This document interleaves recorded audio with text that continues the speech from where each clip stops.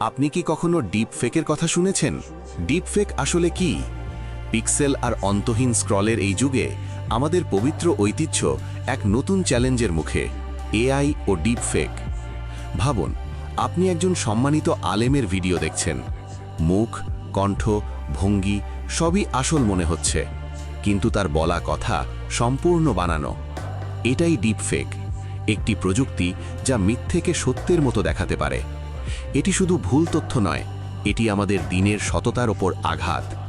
তাহলে সমাধান কি? ইসলামে আছে 1400 বছরের যাচাইকরণ পদ্ধতি, ইসনাদ।